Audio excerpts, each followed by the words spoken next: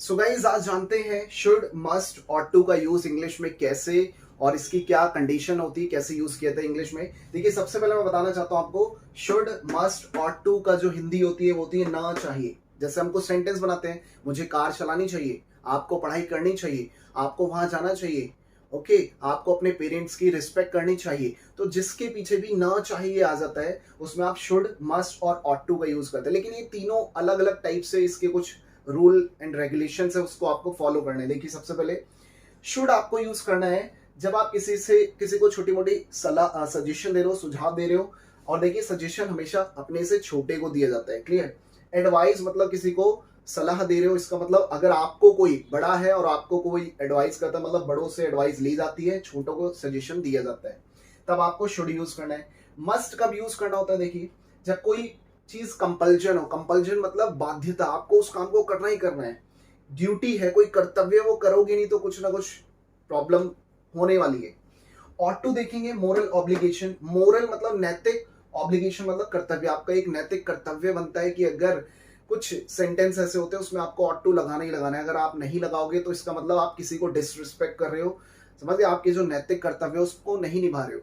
तो मोटे तौर पर मैं आपको समझाता हूं, शुड मतलब है कोई चीज कंपलसरी नहीं है, करे ना करे it doesn't matter, okay.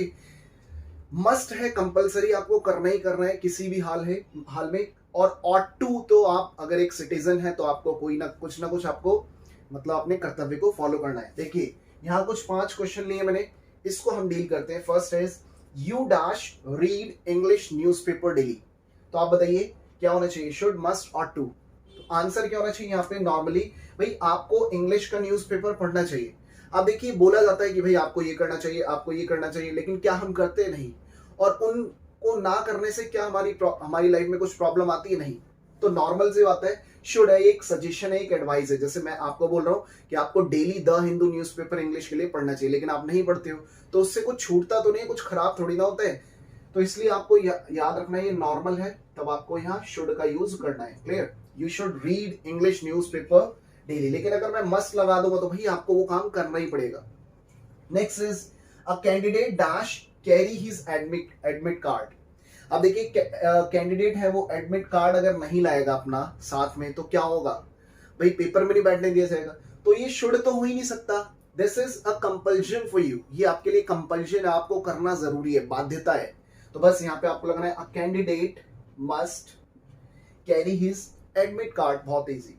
Third question is a soldier dash fight for his country. अब देखिए कंपल्शन मैंने बताया, इसके साथ ड्यूटी भी है। अब देखिए सोल्जर की क्या ड्यूटी रहती है कि भाई वो कंट्री को मतलब कंट्री के लिए फाइट करे, नॉर्मल सी बात है। तो यहां भी आपको क्या लगना है, a soldier must fight for his country, बस खत्म। Next is we dash obey our elders. देखिए हमें अपने बड़ों का ओबे करना चाहिए, ठीक है। अब आप खुद बताइए भाई, मस्ट भी नहीं आएगा, कोई कंपल्शन बाध्यता नहीं है, लेकिन हमारा एक कर्तव्य है। तो शुड मस्ट ना लगा के आपको क्या लगाना है, ought to is the right answer. और टू प्लस वर्ब की first form.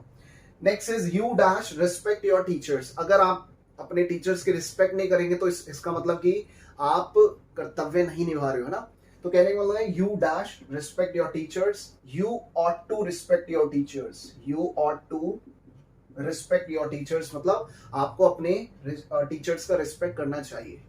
So I hope कि आपको ये मस्ट, शुड मस्ट और ऑट टू का रूल अच्छे से क्लियर हो गया होगा। सो गाइज इसी टाइप की इजी शॉर्ट ट्रिक्स जानने के लिए हमारे चैनल को सब्सक्राइब करें, walk for SSC, and don't forget to share with your friends. Bye bye.